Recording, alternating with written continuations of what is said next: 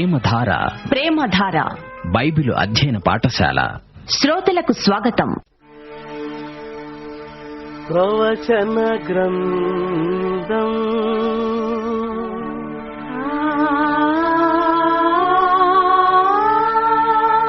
దానియేలు గ్రంథం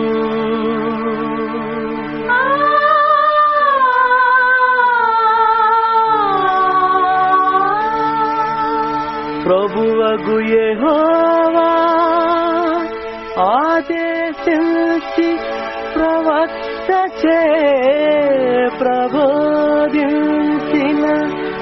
ప్రవచనాల గ్రంథం దానియేలు గ్రంథం. ప్రియ శ్రోతలు, మీరు ఈరోజు ఎలా ఉన్నారు? క్రీస్తునందు నిశ్చింతగా హాయిగా ఉన్నారా? ప్రతి స్థితికి పరిస్థితికి దేవుని వాక్యం మనకు చాలు. ఎలాంటి సమస్య మనకు ఎదురైనా దేవుని వాక్యం మనలో నుండి రావాలి. అదే ఆ సమస్యకు పరిష్కారం. దేవుని సమాధానం మన తలంపులకు కావలిగా ఉంటుంది. దేవుని వాక్యాన్ని ప్రయోగించడానికి నీవెంతో సాధన చేయాలి. వాక్యానుభవం నీకుండాలి. దేవుని వాక్యం ఏమంటుందో తెలుసుకోవాలి. దేవుని వాక్యం ఏం చెబుతోందో అదే నీవు చెప్పాలి. సమస్య అప్పటికప్పుడే పరిష్కారమవుతుంది. 1 యోహాను 4:4 మీలో ఉన్నవాడు లోకములో ఉన్నవాని కంటే గొప్పవాడు గనుక మీరు జయించి ఉన్నారు. సరే, తలలు వంచండి, ప్రార్థన చేసుకుందాము. కృపాసత్య సంపూర్ణుడవైన మా పరమతండ్రి, నీకు మా హృదయపూర్వకమైన కృతజ్ఞతలు. మా శ్రోతలను, వారి కుటుంబాలను, పిల్లలను ఆశీర్వదించండి. అందరికీ సమృద్ధిగా ఆయురారోగ్యములు ప్రసాదించండి. ప్రతి విధమైన కీడు నుండి వారిని తప్పించండి. క్రీస్తునందు మహిమలో వారి ప్రతి అవసరము తీర్చండి. మా దేశమును, దేశ ప్రజలను, పరిపాలకులను, నాయకులను, అధికారులను దీవించండి. క్రైస్తవ సంఘాలను, సంఘ బిడ్డలను, నాయకులను బలపరచండి. సత్కార్యమందు, సద్వాక్యమందు మీ బిడ్డలను ఇంకను బలపరచండి. రోగులను, బలహీనులను స్వస్థపరచండి. దేశమందు అతివృష్టి, అనావృష్టి వలన ప్రజలకు ఎట్టి కీడు వాటిల్లకుండా కాపాడండి. క్యాన్సరు మొదలైన భయంకర వ్యాధుల నుండి విడుదల ప్రసాదించండి. సైతాను బంధకాలలో ఉన్నవారికి ఈ క్షణమందే పూర్తి విమోచన అనుగ్రహించండి. నేటి వాక్యాశీర్వాదములు మాకందరికీ మెండుగా దయచేయమని యేసుక్రీస్తు వారి నామమున ప్రార్థిస్తున్నాము తండ్రి, ఆమెన్. ప్రియ శ్రోతలు, ఈ రోజున మన వాక్య పాఠం దానియేలు గ్రంథం 8వ అధ్యాయం 21 నుండి 27 వరకు. జాగ్రత్తగా వినండి. గబ్రియేలు దూత దానియేలుకు దర్శన భావం తేటగా విశదీకరిస్తున్నాడు. అన్నాడు, నీవు చూచిన 2 కొమ్ములు గల ఆ పొట్టేలున్నదే, అది మాదీయుల యొక్క, పారసీకుల యొక్క రాజులను సూచిస్తున్నది. మేకపోతు గ్రీకు రాజును సూచిస్తున్నది. పెద్ద కొమ్ము గ్రీసు దేశాన్ని ఏలిన మహా అలెగ్జాండరు, బొచ్చుగల ఆ మేకపోతు గ్రీకుల రాజు. దాని 2 కొమ్ముల మధ్య ఉన్న ఆ పెద్ద కొమ్ము వారి మొదటి రాజును చూపుతున్నది. అది పెరిగిన పిమ్మట దానికి బదులుగా 4 కొమ్ములు పుట్టినవి గదా. 4 రాజులు ఆ జనములో నుండి పుడతారు గాని వారు అతనికున్న బలము గలవారుగా ఉండరు. వారిలో ఏ ఒక్కరికి అలెగ్జాండర్కు ఉన్నంత బలం లేదు. వారి ప్రభుత్వము యొక్క అంతములో వారి అతిక్రమములు సంపూర్తి అవుతూ ఉండగా క్రూర ముఖము గలవాడు, యుక్తి గలవాడు అయి ఉండి ఉపాయము తెలుసుకునే ఒక రాజు పుడతాడు. శ్రోతలు, చిన్న కొమ్ము ఆంటియోకస్ ఎపిఫనెస్ అన్నాము కదా. ఇతడు సెల్యూసిడ్ వంశానికి చెందినవాడు. సిరియాను జయించాడు. ఇతడు దయ్యం పట్టిన మనిషి. ఇతడు రాబోయే అంత్యక్రీస్తుకు ముందు గుర్తు. మత్తయి శుభవార్త 24:24 ప్రభువే స్వయంగా చెప్పాడు, అబద్ధపు క్రీస్తులను, అబద్ధపు ప్రవక్తలను వచ్చి సాధ్యమైతే ఏర్పరచబడిన వారిని సహితము మోసపరచడానికి గొప్ప సూచక క్రియలు, మహత్కార్యాలు కనపరుస్తారు. అతడు గెలుస్తాడు గాని తన స్వబలము వల్ల గెలువడు. ఆశ్చర్యముగా శత్రువులను నాశనము చేయటమందు అభివృద్ధి పొందుతూ ఇష్టమైనట్లుగా జరిగిస్తూ బలవంతులను అనగా పరిశుద్ధ జనమును నశింపచేస్తాడు. అతడు ఉపాయము కలిగిన వాడై మోసము చేసి తనకు లాభము తెచ్చుకుంటాడు. అతడు అతిశయపడి తనను తాను హెచ్చించుకుంటాడు. క్షేమముగా ఉన్న కాలమందు అనేకులను సంహరిస్తాడు. అతడు రాజాధిరాజుతో యుద్ధము చేస్తాడు గాని కడపట అతని బలము దైవాధీనము వలన కొట్టివేయబడుతుంది. శ్రోతలు వింటున్నారా? పరిశుద్ధ జనము అంటే ఇశ్రాయేలీయులే. అంతియోకస్ ఎపిఫనెస్ అనేవాడు పరిశుద్ధ జనాంగమైన ఇశ్రాయేలును నాశనం చేయడానికి పూనుకుంటాడు.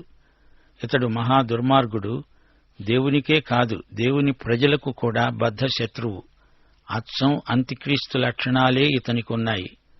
ప్రకటన గ్రంథం 13వ అధ్యాయం 7వ వచనం, పరిశుద్ధులతో యుద్ధము చేయడానికి, వారిని జయించడానికి దానికి అధికారమియ్యబడింది. ప్రతి వంశము మీద, ప్రతి ప్రజ మీద, ఆయా భాషలు మాట్లాడే వారి మీద, ప్రతి జనము మీద అధికారము దానికి ఇవ్వబడింది. అంటియోకస్ ఎపిఫనెస్ రాబోయే నియంతకు సూచన. ఇతడు చేసిందే భారీ ఎత్తున అంత్యక్రీస్తు కూడా చేస్తాడు. ఉపాయంతో మోసం చేసి తనకు తానే లాభం తెచ్చుకుంటాడు. ప్రకటన గ్రంథం 13వ అధ్యాయం 17వ వచనం, కొద్దివారు గాని, గొప్పవారు గాని, ధనికులు గాని, దరిద్రులు గాని, స్వతంత్రులు గాని, దాసులు గాని, అందరూ తమ కుడి చేతి మీద గాని, తమ నొసటియందు కాని ముద్ర వేయించుకునేటట్లుగా ఆ ముద్ర అనగా ఆ మృగము పేరైనా దాని పేరిటి సంఖ్య అయినా గలవాడు తప్ప క్రయ విక్రయాలు చేయడానికి మరి ఎవరికీ అధికారము లేకుండా అది వారిని బలవంతం చేస్తున్నది. అతడు లోకమందలి ఆర్థిక వ్యవస్థనంతా తన గుప్పిట్లో పెట్టుకుంటాడు. అతడు మోసం చేస్తూ తనకు అధిక లాభం తెచ్చుకుంటాడు. అతని నోరు పెద్దది, దేవదూషణ మాటలు పలుకుతాడు. 42 నెలలు అధికార దురహంకారంతో రెచ్చిపోతాడు. అంత్యక్రీస్తులో వినయశీలమనేది ఏ కోశానా కానరాదు. అతని లక్షణాలన్నీ సైతానీయమైనవి. సైతాను అహంకారానికి, దర్పానికి పెట్టింది పేరు. తనను తాను దేవునితో సమానం చేసుకుని విర్రవీగుతాడు సైతాను. ప్రకటన గ్రంథం 6వ అధ్యాయంలో తెల్లగుర్రమెక్కిన ఆశ్వికుణ్ణి చూడండి. క్షేమముగా ఉన్న కాలమందు అనేకులను సంహరిస్తాడు. గొర్రెపిల్లలాగా వచ్చి క్రూర మృగంగా వ్యవహరిస్తాడు.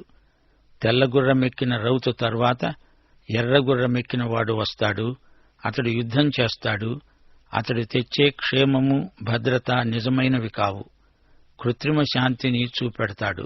అతడు రాజాధిరాజుతో, సమాధానకర్త అయిన అధిపతితో యుద్ధానికి తలపడతాడు. అతడు క్రీస్తు వ్యతిరేకి, దేవునికి విరోధి. ప్రకటన 13వ అధ్యాయమందలి మొదటి మృగానికి, అంత్యక్రీస్తుకు ఉన్న ప్రధాన లక్షణం క్రీస్తు వ్యతిరేకత. 26వ వచనం, దానియేలు అంటున్నాడు, ఆ దినములను గూర్చిన దర్శనమును వివరించాను. అది వాస్తవం. అది అనేక దినములు జరిగిన పిమ్మట నెరవేరుతుంది. నీవైతే ఈ దర్శనాన్ని వెల్లడి చేయకు. సుదూర భవిష్యత్తులో ఈ ప్రవచనాలు నెరవేరుతాయి. అనేక దినాలు గడిచాక వీటికి నెరవేర్పు. 27వ వచనం, ఈ దర్శనము కలుగగా దానియేలు అనే నేను మూర్ఛిల్లి కొన్నాళ్లు వ్యాధిగ్రస్తుణ్ణి అయి ఉన్నాను. పిమ్మట నేను కుదురై రాజు కొరకు చేయవలసిన పని చేస్తూ వచ్చాను. ఈ దర్శనమును గూర్చి విస్మయము గలవాడనయ్యాను గాని దాని సంగతి తెలుపగలవాడెవడూ నాకు లేడు. ఈ దర్శన ప్రభావం మానసికంగా దానియేలు మీద పడింది. అతడు శారీరకంగా ఎంతో కుంగిపోయాడు. దేవుడు అన్యుల కాలముల ముగింపును ఇశ్రాయేలు చరిత్రకు చేరుస్తున్నాడు. దేవుడు మానవ చరిత్రకు దేవుడు అని మనమెన్నడూ మర్చిపోకూడదు. ఈ చారిత్రక ప్రవచనాలకు దానియేలు అట్టిట్టయిపోయాడు. ఈ ప్రవచనాల తీవ్రత అలనాడు దానియేలునే కాదు, ఈ రోజున కూడా ప్రతి చరిత్ర విద్యార్థిని అట్టిట్టు చేస్తుందంటే అందులో అనుమానమేదీ లేదు. అన్యుల కాలములు, ఇశ్రాయేలు చరిత్ర, దానికి ఇప్పుడు సంఘ చరిత్ర కూడా చేరింది. దేవుడు తన మహిమార్థమై ప్రత్యేక ప్రజను సమకూరుస్తున్నాడు. అదే దేవుని సంఘం. శ్రమల కాలానికి ముందే సంఘం ఎత్తబడుతుంది. అప్పుడు దేవుడు అన్యజాతుల విషయం, ఇశ్రాయేలు విషయం చూస్తాడు. ప్రియ శ్రోతలారా, గమనించండి. యేసు ప్రభువు రెండో రాకడకు ఎన్నెన్నో సూచనలు దేవుడు మనకు చూపుతున్నాడు. ప్రవచనాలు చాలా మట్టుకు అన్నీ నెరవేరినట్లే కనిపిస్తోంది. మత్తయి సువార్త 24వ అధ్యాయం 3 నుండి 14వ వచనం వరకు, లూకా సువార్త 21వ అధ్యాయం 10 నుండి 33వ వచనం వరకు, 2 తిమోతి 3వ అధ్యాయం 1 నుండి 5 వరకు కడవరి దినాలలో నెరవేరుతున్న ప్రవచనాలు పేర్కొనబడడం గొప్ప విశేషం. ఒక్కటొక్కటే నెరవేరుతూ వస్తున్నాయి. నకిలీ క్రీస్తులు వస్తారు, ప్రజలను మోసం చేస్తారు. యుద్ధాలు, యుద్ధవార్తలు, కరువులు, భూకంపాలు, అక్రమము విస్తరించుట చేత అనేకుల ప్రేమలు చల్లారతాయి. అయితే నెరవేరవలసింది ఒకటి ఉంది. ఈ రాజ్య సువార్త సకల జనములకు సాక్ష్యార్థమై ప్రకటించబడాలి. అటు తరువాత అంతం వస్తుంది. ఆకాశము నుండి మహాభయోత్పాతాలు సాక్ష్యార్థమై దేవుని బిడ్డలకు హింసలు మొదలైనవి కలుగుతాయి. దేవుడే తన బిడ్డలకు సమయోచితమైన వాక్యమును, జ్ఞానమును ప్రసాదిస్తాడు. మన తల వెండ్రుకలలో ఒక్కటి కూడా నశించదు. ఓర్పు చేత దేవుని ప్రజలు తమ ప్రాణాలు దక్కించుకుంటారు. లేఖనములలో వ్రాయబడినవన్నీ నెరవేరే వరకు అవి ప్రతిదండన దినాలు. అన్యజనముల కాలములు సంపూర్ణమయ్యే వరకు యెరూషలేము అన్యజనముల చేత త్రొక్కబడుతుంది. సూర్యచంద్ర నక్షత్రాలలో సూచనలు కనిపిస్తాయి. ఆకాశమందలి శక్తులు కదిలించబడతాయి. లోకము మీదికి రాబోతున్న వాటి విషయమై భయము కలిగి మనుష్యులు ఎదురుచూస్తూ ధైర్యము చెడి కూలుతారు. అప్పుడు మనుష్య కుమారుడు ప్రభావముతో, మహామహిమతో మేఘారూఢుడై వస్తాడు. ఈ సంగతులు జరగటం మీరు చూచినప్పుడు దేవుని రాజ్యము సమీపమైందని తెలుసుకోండి. అవన్నీ జరిగే వరకు ఈ తరం గతించదు. ఆకాశము, భూమి గతిస్తాయి గాని నా మాటలు ఏమాత్రము గతించవు. శ్రోతలు, నేటి పాఠంలో 4 కొమ్ములను చూచాము. Greece, Turkey, Syria, Egypt. ఆ తరువాత చిన్న కొమ్ము లేచింది. ఈ చిన్న కొమ్ము మరీ రెచ్చిపోయి పరిశుద్ధులతో యుద్ధానికి తలపడింది. ఈ కొమ్ము రాను రాను బలం పుంజుకుంది. చిట్టచివరికి ఆర్మగెద్దోను యుద్ధంలో అంత్యక్రీస్తు మెస్సియాతోనే తారసిల్లుతాడు. శ్రోతలు, ప్రవచనాలలో కొన్ని అంకెలు, సంఖ్యలు మార్మికంగా చెప్పబడినవి. 666 అనగానే చాలామంది ఉలిక్కి పడతారు. అంకెలు, సంఖ్యలు సాంకేతికమైనవి. 666 మృగము సంఖ్య, 6 మనుష్యుడు అనే అంకె. బైబిలులో 6 లేక 7 అనే అంకెలు మార్మికమైనవి. 6 అసంపూర్ణతకు సంకేతమైతే 7 సంపూర్ణతను చూపుతుంది. మెతూషెల దీర్ఘాయుష్షు గల వ్యక్తి, చిరాయువు. అతని 180వ ఏట లెమెకు పుట్టాడు. లెమెకు అన్నాడు, నా భార్యలారా, ఆదా, సిల్లా, నన్ను కొట్టినందుకు ఒక పొడుచువాణ్ణి చంపేశాను. 7 ప్రతిదండన కయీను కోసం వచ్చిన ఎడల లెమెకు కోసం 77 అంతలు వస్తుంది. ఈ సందర్భంలో 7 అనే అంకె సంపూర్ణతను చూపుతుంది. ప్రకటన, దానియేలు, యెహెజ్కేలు, జకర్యా గ్రంథాలలో సంఖ్యల సాంకేతిక భాష ఉంది. 1 అనే అంకె ఏకత్వాన్ని చూపుతుంది. 3 పరిపూర్ణత. యోనా 3 రోజులు చేప కడుపులో ఉన్నాడు. యేసుక్రీస్తు 3 రోజులు మృత్యుగర్భంలో సమాధిలో ఉన్నాడు. 4 అనే అంకె అధికారాన్ని, శక్తిని చూపుతుంది. 4 దిక్కులకు విస్తరించే రాజ్య ప్రభావాన్ని 4 అంకె తెలుపుతుంది. ప్రకటన గ్రంథంలో 7 ఎంతో ప్రాముఖ్యాన్ని సంతరించుకున్న అంకె. 7 దూతలు, 7 పాత్రలు, 7 సంఘాలు, 7 కన్నులు, తలలు 7, 7 కొండలు, 7 దీపస్తంభాలు, 7 ముద్రలు, 7 ఆత్మలు, 7 నక్షత్రాలు, 7 ఉరుములు, 7 బూరలు. 7 సంపూర్ణమైన అంకె. ఇక 12 అనే సంఖ్య 24 పెద్దలు, 144,000 మంది ముద్రించబడిన పరిశుద్ధులు. 12 విశ్వవ్యాప్తమైన విశిష్టత గల సంఖ్య. 12 అపోస్తలులు, ఇశ్రాయేలు గోత్రాలు 12. ఒకే మాట 3 సార్లు చెబితే దానికి ఎంతో ప్రాముఖ్యముంది. యెషయా 6వ అధ్యాయం 3వ వచనంలోని దర్శనంలో పరిశుద్ధుడు పరిశుద్ధుడు పరిశుద్ధుడు అని 3 సార్లు చెప్పబడింది. అంటే దేవుడు మహాపరిశుద్ధుడు అనే అర్థం స్ఫురిస్తుంది. ప్రకటన గ్రంథం 5వ అధ్యాయం 12వ వచనంలో క్రీస్తు యొక్క పరిశుద్ధ లక్షణాలు 7 పేర్కొనబడ్డాయి. 1 స్తోత్రము, 2 మహిమ, 3 ఘనత, 4 ప్రభావము, 5 శక్తి, 6 ఐశ్వర్యము, 7 జ్ఞానము. దేవునికి స్తోత్రం. శ్రోతలు, దానియేలు ఈ గ్రంథాన్ని రాయడం కోరెషు బబులోనును స్వాధీనం చేసుకున్న సమయానికి ముగించాడు. ఈ గ్రంథమంతటా యెహోవా దేవుని మహిమ మనకు కనిపిస్తుంది. యూదా ప్రజలకు దేవుడైన యెహోవా సార్వభౌముడు. యూదా చెరలో ఉన్నది అంటే ఆయన జరగనిచ్చినదే. ప్రకటన సంకేతాలతో ఈ గ్రంథం నిండి ఉంది. అయినా కష్టదశలో ఉన్న దేవుని ప్రజలకు ఈ గ్రంథ సందేశం గొప్ప ఆదరణ. దానియేలు ప్రవచనాలన్నీ దర్శనాలే. సుదూర భవిష్యత్తులోకి మనల్ని తీసుకువెళ్లే ప్రవచన దర్శనాలు. అభిషిక్తుడైన మెస్సియాను, ఆయన రాజ్యాన్ని మనకు చూపే దార్శనిక ప్రవచనాలు. యేసు ప్రభువు వస్తాడు, మనలను తీసుకువెడతాడు అనే శుభప్రద నిరీక్షణ మనకు కలిగించే దర్శనాలు. చరిత్ర వాస్తవానికి నిదర్శనాలు. యూదాజాతిని కాపాడిన దేవుడే ఇప్పుడు మన దేవుడు. క్రైస్తవ ప్రజలను, సంఘమును కాపాడే దేవుడు. దేవుడు మనకు నిరీక్షణ, ప్రోత్సాహము కలిగిస్తాడు. దేవుడు మారడు. నిన్న నేడు ఏకరీతిగా ఉన్నాడు.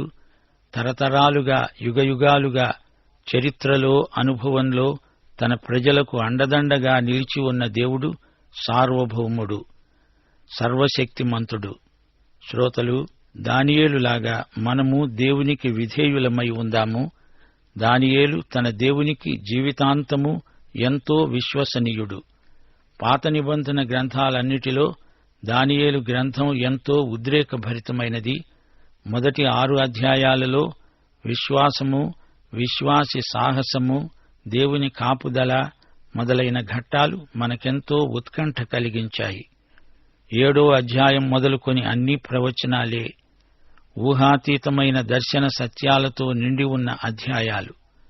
దేవుని నిత్య ప్రణాళిక, ఆయన సంకల్ప సిద్ధికి దారితీసే చారిత్రక సంఘటనలు ప్రవచన రూపంగా మనం వింటూ ఉంటే మన హృదయాలలో చెప్పశక్యము కాని మహిమాయుక్తమైన ఆనందం ఉరకలు వేస్తుంది. దానియేలు విశ్వాస జీవితమంతా సాహసోపేతమైనది. బబులోను, పారసీక రాజ్యాలు ప్రపంచ రాజకీయ శక్తులుగా ఉచ్ఛదశలో ఉన్నప్పుడు దానియేలు, అతని 3 స్నేహితులు తమ విశ్వాసం ఎంత గొప్పదో, తాము విశ్వసించిన దేవుడు ఎంత గొప్పవాడో నిరూపించుకున్నారు. దేవుడు సర్వశక్తిమంతుడు. మానవుడు దేవుని సంకల్పాన్ని ఎదిరించి గెలవలేడు, నిలువలేడు. మానవుడు చేసే చెడుగును అరికట్టగలవాడు దేవుడు. ఈ రోజున నిరాశా నిస్పృహల్లో కుంగిపోయే విశ్వాసుల ఆత్మలకు ఆదరణను, స్ఫూర్తిని ఇచ్చే సందేశమే దానియేలు గ్రంథం. దేవుడు నిన్ను ఆపద నుండి తప్పించగల సమర్థుడు.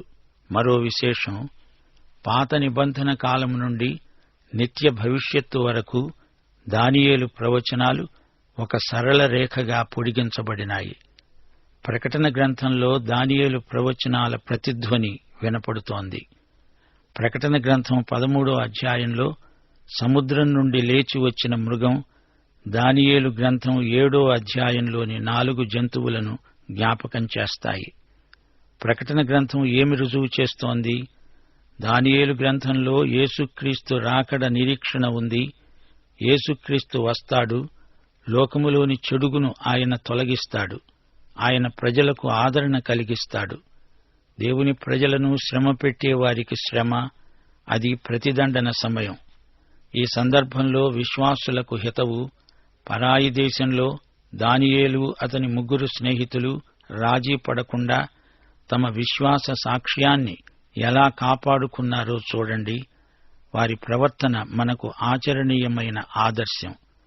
భవిష్యత్తును గురించిన దానియేలు ప్రవచనాలు మనకు గొప్ప ఆశీర్వచనాలు. దానియేలు ప్రవచనాలకు వివిధమైన వివరణలు చెబుతారు.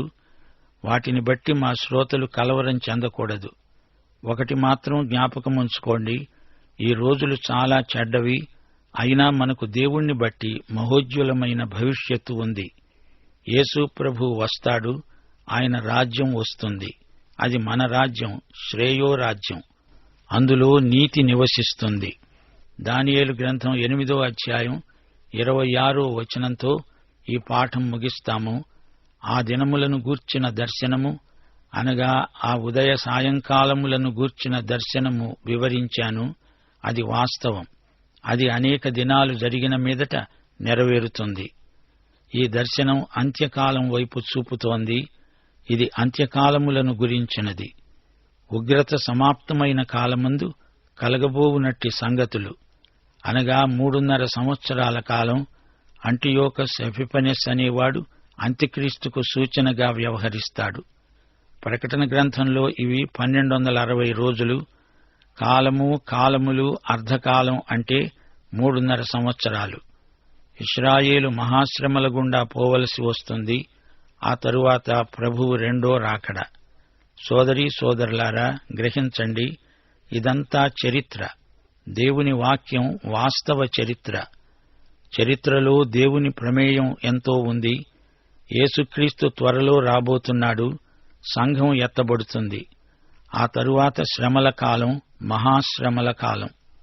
ఈ పాఠం ముగించకముందు విశ్వాసులైన మిమ్ములను ఒక ప్రశ్న అడగాలి. యేసుక్రీస్తు అకస్మాత్తుగా వచ్చినప్పుడు నీవు సిద్ధంగా ఉంటావా? దేవుని ప్రణాళిక, దేవుని కార్యక్రమం ఎన్నటికీ మారవు. మొదట జరగబోయేది ఇదే. ఆయన సంఘం ఎత్తబడుతుంది.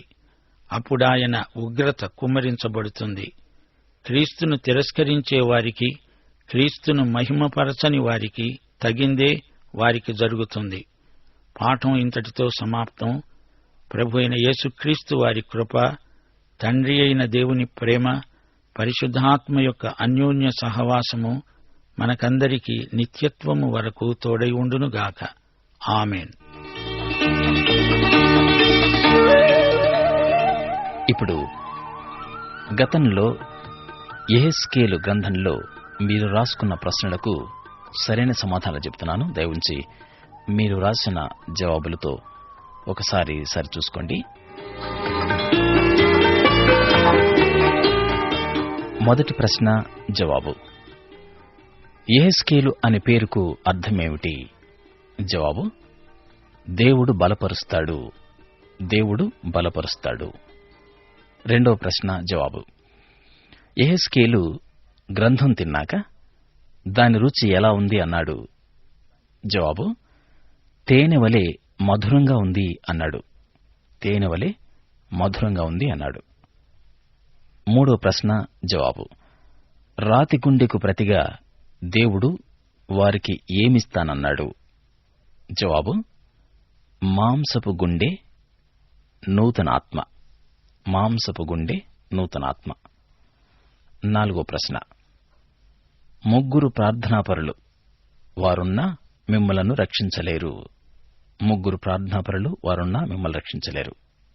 ఆ ముగ్గురెవరు? జవాబు: నోవహు, దానియేలు, యోబు. నోవహు, దానియేలు, యోబు. ఐదో ప్రశ్న జవాబు. బద్దలైన సందులో నిలవటానికి తగిన వాడెవడు అని దేవుడు వెదికాడు. ఈ వచనం ఎక్కడ ఉంది? జవాబు: యెహెజ్కేలు 22వ అధ్యాయము 31వ వచనంలో ఉంది. యెహెజ్కేలు 22:31. ఆరవ ప్రశ్న జవాబు. లూసిఫరు అభిషేకం నొందిన కెరూబు, ప్రతిష్ఠింపబడిన పర్వతము నుండి త్రోయబడినవాడు. ఈ వచనం ఎక్కడ ఉంది? జవాబు: యెహెజ్కేలు 28వ అధ్యాయము 15వ వచనంలో. యెహెజ్కేలు 28:15.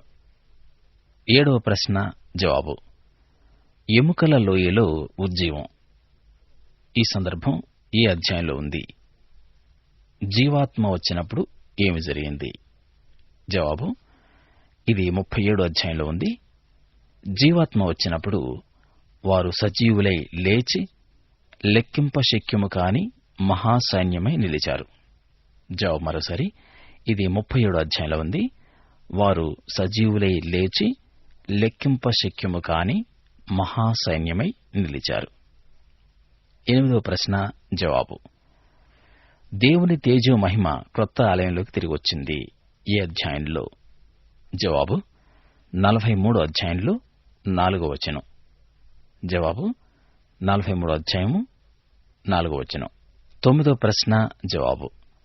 యెహెజ్కేలు నదిని దాటుతున్నాడు. ఆ నది లోతు రాను రాను ఎక్కువైంది. చీలమండలు, మోకాళ్లు, మొల. దీని భావమేమిటి? జవాబు. చీలమండ ప్రవర్తన, మోకాళ్లు ప్రార్థన, మొల ఆత్మల సంపాదన. జవాబు మరోసారి. చీలమండ ప్రవర్తన, మోకాళ్లు ప్రార్థన, మొల ఆత్మల సంపాదన. చివరిగా 10వ ప్రశ్న జవాబు. యెహెజ్కేలు 48:35లో ఉన్న ఆ పట్టణానికి పెట్టబడిన పేరేమిటి? దాని అర్థమేమిటి? జవాబు. ఆ పట్టణం పేరు యెహోవా షామా. అర్థం యెహోవా ఉండే స్థలం. జవాబు మరోసారి. ఆ పట్టణం పేరు యెహోవా షామా. అర్థం యెహోవా ఉండే స్థలం. ఇవి మీరు రాయవలసిన సరైన సమాధానాలు. ఈ సమాధానాలన్నీ సరిగ్గా సకాలంలో రాసి పంపిన వారందరినీ ప్రభునామంలో అభినందిస్తున్నాం. దేవుడు మిమ్మల్ని దీవించి ఆయన రాకకు ఆయుత్తపరచునుగాక.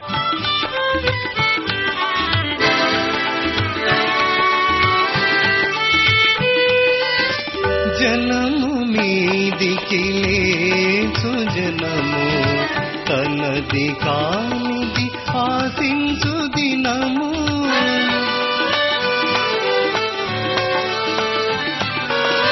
జనము మీదికి లేచు జనము, తనది కానిది ఆశించు దినము. ఋతువుల్లో కల మార్పులు చూడు, అతిగా కలిగే కరువులు చూడు. త్వరలోనే ప్రభుడే తెంచు కనుక చేరుము యేసు నీవేగా.